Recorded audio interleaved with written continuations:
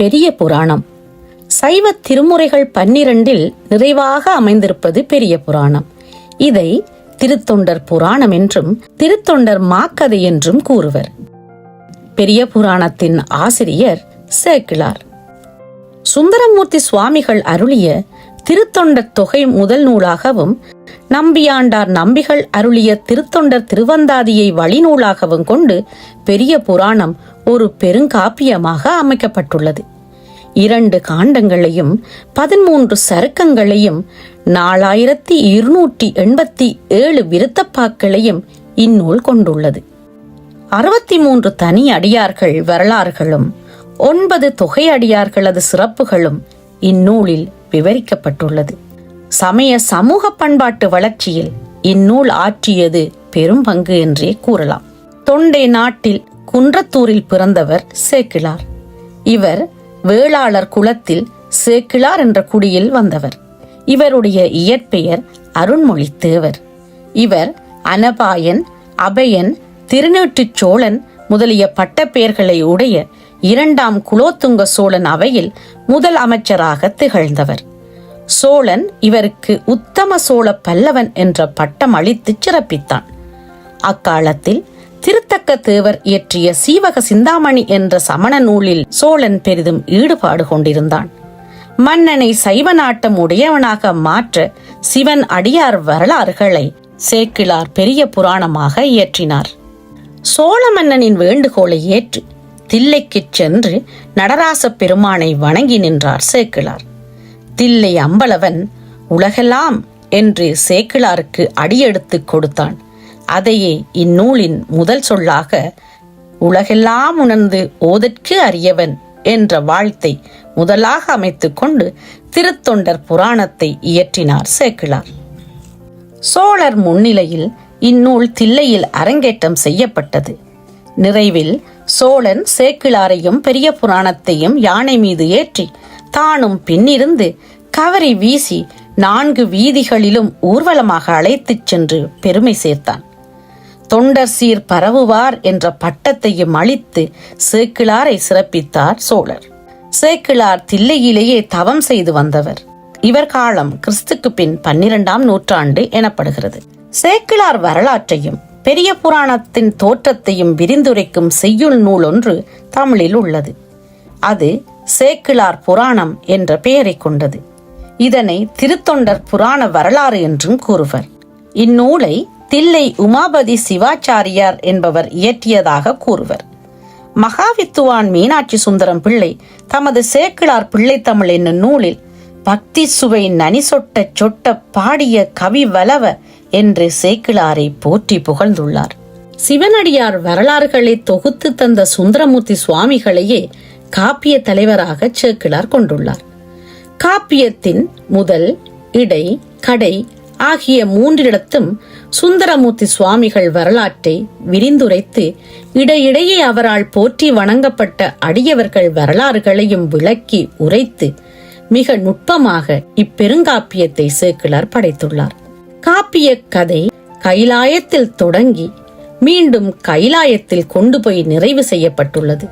இவ்வமைப்பு சேக்கிழாரின் காப்பிய புனைவிற்கு சான்று நின்று கூறுகிறது. பெரிய புராணம் காப்பியம் இலக்கணங்களுக்கு ஏற்ப முதற்காண்டம், 2ஆம் காண்டம் என 2ஆக பகுக்கப்பட்டுள்ளது. நூலின் உட்பிரிவை சேக்கிழார் சருக்கம் என்ற சொல்லால் குறிப்பிடுகிறார். முதல் காண்டத்தில் 5 சருக்கங்களும் 2ஆம் காண்டத்தில் 8 சருக்கங்களும் இடம்பெற்றுள்ளன. திருத்தொண்ட தொகையில் இடம்பெற்றுள்ள 11 பாடல்களின் தொடக்கமே சருக்கங்களுக்கு பெயராக சூட்டப்பட்டுள்ளது. எடுத்துக்காட்டாக திருத்தொண்ட தொகையின் முதற்பாடல் தில்லைவாழ் அந்தனர் தம் அடியார்க்கும் அடியேன் என்று தொடங்கியுள்ளதால் அப்பாடலில் இடம்பெற்றுள்ள அடியார் வரலாறுகளை விரிந்துரைக்கும் பகுதிக்கு தில்லைவாழ் அந்தனர் சருக்கம் என்றே ஆசிரியர் பெயர் சூட்டியுள்ளார். முதல் சருக்கமாக கைலாயமலை சிறைப்புரைக்கும் திருமலை சருக்கத்தையும் இறுதியாக சுந்தரமூர்த்தி சுவாமிகள் திருக்கைலாயம் சென்றடைந்த செய்தியையும் கூறும் வெள்ளானை சருக்கத்தையும் அமைத்துக் கொண்டுள்ளார் சேக்கிழார். இந்நூல் அக்காலத்தில் பெருவழக்கில் இருந்த யாப்பு முறைகளிலேயே பின்பற்றி அமைக்கப்பட்டுள்ளது. பெரிய புராணத்தின் முதற் பகுதியாகிய திருமலை சருக்கத்தில் பாயிரம், திருமலைச் சிறப்பு, திருநாட்டுச் சிறப்பு, திருநகரச் சிறப்பு, திருக்கூட்டச் சிறப்பு, தடுத்தாட்கொண்ட புராணம் என 6 உட்பகுதிகளையும் 344 பாடல்களையும் கொண்டுள்ளது இந்நூல். காப்பு பகுதியில் முதல் 2 பாடல்கள் தில்லை கூத்தனையும் 3வது பாடல் விநாயகனையும் வணங்குவதாக அமைந்துள்ளது. காப்பு பகுதியில் விநாயகர் வாழ்த்தில் எடுக்கும் மாக்கதை என்ற ஒரு தொடர் வருகிறது.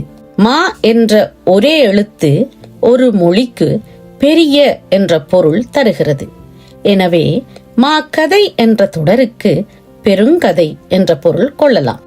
முன்னரே தமிழில் பெருங்கதை என்ற ஒரு நூல் இருப்பதால் இதனை வேறுபடுத்தி அறிவதற்கு பெரிய புராணம் என்று இந்நூலை முன்னோர் அழைத்திருக்கலாம் என எண்ணப்படுகிறது. அவையடக்கத்தில் அளவிலாத பெருமையராகிய அளவிலா அடியார் என்ற ஒரு தொடர் வருகிறது. பெருமையர் என்ற சொல் பெருமை மிக்கவர், பெரியார் என அழைக்கப்பட்டு பெருமை மிக்க அடியார் வரலாறு என்ற பொருளில் பெரிய புராணம் என்று அழைக்கப்பட்டிருக்கலாம். செயற்கரிய செயல் செய்தவர்களை திருவள்ளுவர் பெரியார் என்கிறார். நாயன்மார் வரலாற்றில் பலரும் செயற்கரிய செயல் செய்தவரே ஆவர். சேக்கிழாரும் பல இடங்களில் அடியார் செயல்களை செயற்கரிய செயல் என்று குறிப்பிட்டுள்ளார். அது பற்றியும் பெரிய புராணம் என்ற பெயர் அமைந்திருக்கலாம். திருமலை சிறப்பில் கைலாய மலையின் இயற்கை எழிலும் சிவபெருமான் எழுந்தருளி இருக்கும் திருவோலக்கமும் அதாவது அமர்ந்திருக்கும் நிலையும் சிறப்பிக்கப்பட்டுள்ளது. உபமன்யு முனிவர் சீடர்களுக்கு சுந்தரர் வரலாறு உரைக்கும் போக்கில் காப்பியமும் இங்கேயே தொடங்கி விடுகிறது. அதாவது இந்நூலின் நராட்டராக உபமன்யு முனிவர் இக்கதையை எடுத்துரைப்பதாக கூறப்பட்டுள்ளது. கைலையில் சுந்தரர் காதல் வயப்பட சிவபெருமான் அவரை நிலவுலகிற்கு செல்லுமாறு பணித்தார். இதனால் தென் தமிழ்நாடு அடியவர் பெருமை அறிந்து மகிழும் பேறு பெற்றது என சேக்கிழார் இங்கு காப்பிய பெருமையை கூறி நிற்கிறார். மாதவம் செய்த தென் திசை வாழ்ந்திட காதல் மாதரும் காட்சியில் கண்ணினார் என காப்பிய நுட்பமும் நயமும் தோன்ற சேக்கிழார் குறிப்பிடுகிறார். முதல் சருக்கத்தில் இடம்பெற்றுள்ள திருக்கூட்ட சிறப்பில் சைவ அடியார்களின் அளவற்ற பெருமைகள் விரிந்துரைக்கப்பட்டுள்ளன. சைவ அடியார்கள் புறத்தூய்மையும் அகத்தூய்மையும் மிக்கவர்கள் என்பதை, பூசு நீறு போல் உள்ளும் புனிதர்கள் என்றும், அன்னார் இன்ப துன்பங்களால் பாதிப்பு அடையாமல் பொன் பொருள்களில் நாட்டம் இல்லாதவர்கள் என்பதை, கேடும் ஆக்கமும் கெட்ட திருவினார் வீடும் வேண்டா விரலின் விளங்கினார் என்றும், அடியவர் தம் அகம் மற்றும் புறத்தூய்மைகளை ஆரம் கண்டிகை ஆடையும் கந்தையே வீரம் எந்நாள் விளம்பும் தகையதோ என்றும் சேக்கிழார் இனங்காட்டி பெருமை சேர்க்கிறார். முதல் படலத்தின் 6வது பகுதி தடுத்தாட்கொண்ட புராணம். பெரிய புராணத்தின் மிக உன்னதமான பகுதி இது. சுந்தரமூர்த்தி சுவாமிகளின் அவதாரம் திருவண்ணை நல்லூர் அரசன் நரசிங்க முனையரையன் சுந்தரரை அரண்மனையின் அன்பு பாராட்டி வளர்த்தமை, புத்தூர் சடங்கவி சிவாச்சாரியார் மகளை மனம் பேசியவை, திருமணத்தில் சிவபெருமான் முதிய வேதியராய் எழுந்தருளி ஓலை காட்டி திருமணத்தை தவிர்த்து சுந்தரரை தடுத்து ஆட்கொண்டமை, திருவண்ணை நல்லூர் சிவாலயமாகிய திருவருட்துறையில் சிவபெருமான் மறைந்து தம்மை பாடுமாறு பணித்தமை, எவ்வாறு பாடுவது என்று சுந்தரர் திகைத்து நின்ற போது பித்தா என்று அடியெடுத்து கொடுத்து சிவபெருமான் பாடுமாறு செய்தமை என்றெல்லாம் நிகழ்வுகள் வரிசைப்படுத்தப்பட்டுள்ளன. முன்பு என்னை பித்தனென்றே மொழிந்தனை ஆதலாளே என் பெயர் பித்தனென்றே பாடுவாய் என்ற திருவருட் குறிப்பு மொழிகளும் இப்பகுதியில் இடம்பெற்றுள்ளன. தல யாத்திரை மேற்கொண்ட சுந்தரர் திருத்துறையூரில் தவணறி அருளப் பெற்றதும், திருவதிகை எல்லை பகுதியில் சிவன் திருவடி சூட்டப் பெற்றதும், தில்லை சிற்றம்பலவனை வணங்கி பேரின்ப வெள்ளத்துள் திளைத்ததும், தோணிபுரத்தில் அதாவது சீகாழியில் இறைவன் திருக்காட்சி காட்ட கண்டு மகிழ்ந்ததும், திருவாரூரில் இறைவன் தம்மை சுந்தரருக்கு தோழமையாக தந்ததும், சுந்தரர் தம்பிரான் தோழன் என அழைக்கப் பெற்றதும், இறைவன் கட்டளைப்படி திருவாரூரில் உருத்திர கணிகையர் குலத்தில் பிறந்திருந்த பறவையாரை கண்டு ஆரூர் பெருமான் அருள் துணையோடு அவரை மணந்து மகிழ்ந்ததும் இப்பகுதியில் நிரல்பட விரிந்துரைக்கப்பட்டுள்ளது. திருவாரூரில் வாழ்ந்து வரும் நாளில் திருக்கோயில் முன்பகுதியில் அமைந்திருந்த தேவாசிரியன் மண்டபத்தில் சிவனடியார் பலர் கூடியிருக்க கண்ட சுந்தரர் தாம் அன்னாருக்கு அடிமை பூண வேண்டும் என்று விரும்பினார்.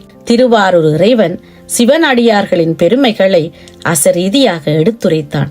பெருமையால் தம்மை ஒப்பார், பேணலால் எம்மை பெற்றார் என்று அடியவர் பெருமையை இறைவன் எடுத்து கூற கேட்ட சுந்தரர் மகிழ்ந்தார். இறைவன் அடியார் பெருமைகளை விரித்து நீ பாடுக என்று ஆணையிட்டு தில்லைவாழ் அந்தனர் என்று அடியெடுத்து கொடுத்து அருளினார். சுந்தரர் சிவன் அருள் கட்டளையை ஏற்று 11 பாடல்களால் அடியவர் பெருமை கூறும் வரலாற்று சிறப்புமிக்க திருத்தொண்டத் தொகை என்ற பதிகத்தை பாடி வழங்கினார். அதில் முன்குறித்தவாறு 60 தனியடியார்கள் மற்றும் 9 தொகையடியார்கள் பெயர்கள் இடம்பெற்றிருந்தன. அவ்வடியார் வரலாற்றை இனி நான் விரிந்துரைப்பேன் என்று கூறி சேக்கிழார் நாயன்மார் வரலாறுகளை 2வது சருக்கம் முதலாக விரிந்துரைத்துள்ளார். திருத்தொண்டத் தொகையில் ஆண் அடியார்கள் 58 பேரும் பெண் அடியார்கள் 2 இடம்பெற்றுள்ளனர். சேக்கிழார் காப்பிய நாயகராகிய சுந்தரர், அவர் தந்தை சடையனார், தாயார் இசைஞானியார் ஆகிய மூவரையும் இணைத்து நாயன்மார் தொகையை 63 ஆக உயர்த்தியுள்ளார் சேக்கிழார். பெண் அடியவர்கள் மூவருள் இசைஞானியார் வரலாறுடன் இணைந்து வந்து விடுகிறது. மங்கையர்க்கரசியார் வரலாறு திருஞான சம்பந்தர் வரலாற்றுள் விரிந்துரைக்கப்பட்டு விடுகிறது. எனவே இவ்விருவர் வரலாறுகளும் தனியே மிகச் சுருக்கமாகவே பாடி அமைக்கப்பட்டுள்ளன. காரைக்கால் அம்மையார் வரலாறு 1 மட்டுமே விரிந்துரைக்கப்பட்டுள்ளது. திருத்தொண்டத் தொகையில் இடம்பெறாது அடியவர்கள் அருள் வரலாற்றில் இடம்பெற்றுள்ள திலகவதியார், திருவெண்காட்டு நங்கை, கமலவதி முதலாகிய பல பெண்களும் இந்நூலில் பெரிதும் போற்றப்பட்டுள்ளனர். பெரிய புராணத்தில் இடம்பெற்றுள்ள மதிப்புமிக்க பெண்களை சேக்கிழார் அவள், வந்தாள் என்ற பெண்பால் விகுதிகளை விடுத்து அவர், வந்தார் என்ற பலர்பால் விகுதிகளால் போற்றியிருப்பது குறிப்பிடத்தக்கது. ஒன்றுக்கு மேற்பட்ட ஒரு கூட்டத்தினர் அல்லது குழுவினை தொகுத்து சுட்டுவதை தொகையடியார்கள் என்பர். இவர் இன்னார் என்று குறிப்பிட்டு சொல்ல இயலாத வேறு பலரையும் தம் காலத்திற்கு முன்பும் பின்பும் வாழ்ந்தவர்களையும் வரவிருப்பவர்களையும் போற்றும் நோக்கில் தொகையடியார் வணக்கத்தை சுந்தரர் மேற்கொண்டுள்ளார். வரலாற்று எல்லைக்குள் உட்படாதவர்களையும் சிறப்பிக்கும் சுந்தரரின் இப்பண்பு பெருஞ்சிறப்புக்குரியது. நால்வரில் ஒருவராகிய மாணிக்க வாசகர் பெயர் திருத்தொண்டர் தொகையில் இடம்பெறவில்லை. காரணம், அவர் சுந்தரர் காலத்திற்கு பின் வந்தவராக கூட இருக்கலாம். பெரிய புராண பெண் அடியார்கள் மற்றும் தொகை அடியார்கள் அறிமுகத்திற்கு பின்னர் ஆண் அடியவர்கள் வரலாறுகளை காணலாம். 2வது சருக்கம் தொடங்கி பின்னர் வரும் சருக்கங்களில் 60 ஆண் அடியார்களின் வரலாறுகளும் திருத்தொண்டத் தொகை வரிசையில் விரிந்துரைக்கப்பட்டுள்ளன. திருஞான சம்பந்தர் அருள் வரலாறே இந்நூல் அதிக பாடல்களால் விரிந்துரைக்கப்பட்டுள்ளது. 4287 பாடல்களில் திருஞான சம்பந்தர் புராணம் மட்டும் 1256 பாடல்களால் பாடப்பெற்றுள்ளது. திருநாவுக்கரசர் வரலாறு 429 பாடல்களால் பாடப்பட்டுள்ளது. ஏனைய வரலாறுகள் கிடைத்திருக்கும் செய்திகளின் அளவுக்கு ஏற்ப விரித்தும் சுருக்கியும் பாடப்பெற்றுள்ளன. நாயன்மார்கள் அக்காலத்தில் நிலவிய பல்வேறு குலங்களையும் சாதிகளையும் சார்ந்தவர்கள். சைவம் என்ற ஒரு பெரிய வட்டத்துள் சாதி வேறுபாடுகள் கருதாது மனித குலத்தை ஒருங்கிணைக்கும் அரிய முயற்சி பெரிய புராணத்தில் மேற்கொள்ளப்பட்டுள்ளது. அடியவர்களுள் வேளாளர் 13, அந்தனர் 12, முடியரசர் 6, மரபு இன்னது என்று தெரியாதவர் 6, குறுநில மன்னர் 5, வணிகர் 5, ஆதிசைவர் 4, இடையர் 2, ஏனைய குலத்தோர் 10. இவர்கள் சோழ நாடு, நடுநாடு, தொண்டை நாடு, பாண்டிய நாடு, மலைநாடு, கோநாடு, மழநாடு என்ற பல பகுதிகளைச் சேர்ந்தவர்கள். இன்ன நாட்டினர் என்ற குறிப்பு 9 அடியவர் வரலாறுகளில் இல்லை. பெரிய புராணத்தில் இடம்பெற்றுள்ள தனி அடியவர்களுள் சிலர் சைவ சமயத்திற்கு அருந்தொண்டுகள் இயற்றியதோடு தாமே சைவ சமயம் குறித்து தனி பாடல்களையும் பதிகங்களையும் சிற்றிலக்கியங்களையும் படைத்தருளியுள்ளனர். களறிற்றறிவார் என்ற பெயர் கொண்ட சேரமான் பெருமாள் நாயனார், காரைக்கால் அம்மையார் ஆகியோர் இயற்றிய நூல்கள் 11ஆம் திருமுறையில் இடம்பெற்றுள்ளன. திருமூலர் திருமந்திரமாலை ஆக்கி அளித்துள்ளார். தம் காலத்துக்கு முற்பட்ட இந்நூல்கள் யாவற்றையும் நன்கு ஆராய்ந்து அறிந்தே சேக்கிழார் பெரிய புராணம் பாடியுள்ளார் என்பது நன்கு தெளிவாகிறது. சைவ சமயம் தொடர்பான பல உண்மைகள் குறித்து பெரிய புராணம் விரிவாக விளக்கங்களை தருகிறது. சைவ சமயத்தில் சிவலிங்க வழிபாடு தொன்மையானது. சிவலிங்க திருமேனியின் உண்மை குறித்து சேக்கிழார், காணாத அறிவினுக்கும் உரிவினுக்கும் காரணமாய் நீள்நாகம் அணிந்தார்க்கு நிகழ்குறியாம் சிவலிங்கம் என கூறுகிறார். சிவலிங்கம் என்பது உருவமும் அன்று, உருவம் அற்றதும் அன்று, அருவமும் உருவமும் கலந்த ஒரு வழிபாட்டு சின்னம் என்று சேக்கிழார் விளக்கம் தருகிறார். சைவத்தில் இறைவனை வீழ்ந்து வணங்கும் முறைகள் 2 உண்டு. ஒன்று பஞ்சாங்க நமஸ்காரம், இரண்டாவது அட்டாங்க நமஸ்காரம். இதில் பஞ்சாங்க நமஸ்காரம் என்பது பெண்கள் இறைவனை வணங்கும் வழியாகும். தங்களது 5 உடல் பாகங்களை பூமியில் படும்படி வணங்குதலை பஞ்சாங்க நமஸ்காரம் என்று கூறப்படுகிறது. தலை, 2 முழங்கால்கள் மற்றும் 2 பாத நுனிகள் போன்றன மண்ணில் படும்படி வணங்குதலை பஞ்சாங்க நமஸ்காரம் என்று கூறப்படுகிறது. அட்டாங்க நமஸ்காரம் என்பது சைவ முறையில் ஆண்கள் இறைவனை வணங்கும் முறையாகும். இதில் தலை, முகம், 2 தோள் பட்டைகள், உடல், 2 முழங்கால்கள் மற்றும் பாத நுனி ஆகிய உடல் பாகங்கள் மண்ணில் படும்படி இறைவனை வணங்குவதை அட்டாங்க நமஸ்காரம் என்று கூறப்படுகிறது. அதாவது ஆணின் 8 உடற்பாகங்கள் தரையில் படும்படி இறைவனை வணங்கும் முறையாகும்.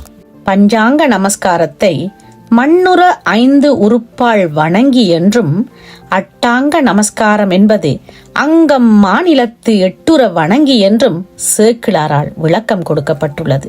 பெரிய புராணம் சைவ சமய காப்பியம் என்பதற்கு ஏற்ப சிவபெருமானின் அடையாளங்களையும் அருட்செயல்களையும் வீர நிகழ்வுகளையும் சேக்கிழார் தம் நூலில் விரிவாக பதிவு செய்துள்ளார். அடியார் இடுக்கண் தெரியாதார் எவ்வுயிர்க்கும் தாயானான் என வரும் பெரிய புராண தொடர்கள் குறிப்பிடத்தக்க சிறப்புடையன. சேக்கிழார் வரலாற்று தரவுகளை நாடு முழுதும் சென்று நேரில் கண்டு திரட்டி முறைப்படுத்தி கொண்டு இந்நூலை ஒரு பொன் விமான வரலாற்று பெருங்காப்பியமாகவே படைத்துள்ளார். இலக்கியங்கள், கல்வெட்டுகள், செப்பேடுகள், செவிவழி செய்திகள் யாவும் அவரால் உற்று நோக்கி அறியப்பட்டுள்ளன. நன்கு அறிந்து தெளிந்த உண்மைகளை மட்டுமே இவர் பதிவு செய்கிறார். கற்பனை பதிவுகளில் இவருக்கு நாட்டம் இருக்கவில்லை. பூகோள அறிவும் கால கணக்குகளும் நில இயல்புகளும் இயற்கை அமைப்புகளும் மிக துல்லியமாக இந்நூலில் பதிவு செய்யப்பட்டுள்ளன. எனவே பெரிய புராணத்தை ஒரு வரலாற்று காப்பியமாக கொள்ள முடிகிறது. வரலாற்று காப்பியம் என்பதற்கு ஏற்ப சேக்கிழார் இந்நூல் பல வரலாற்று செய்திகளை உள்ளவாறு பதிவு செய்துள்ளார்.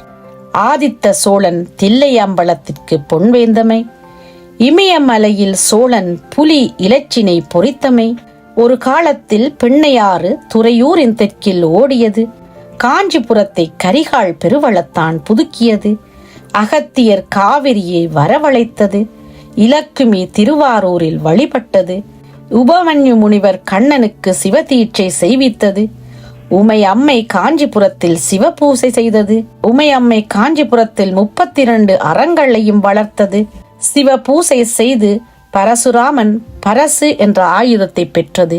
இங்கு பரசு என்பது கோடரி என்பதை கருத்தில் கொள்ள வேண்டும். இவ்வாறான பல வரலாற்று பதிவுகள் பெரிய புராணத்தில் இடம்பெற்றுள்ளன. ஒரு பெருங்காப்பியத்திற்கு கற்பனை, வருணனை, உவமை முதலிய அணிகள் மேலும் அழகு சேர்ப்பன.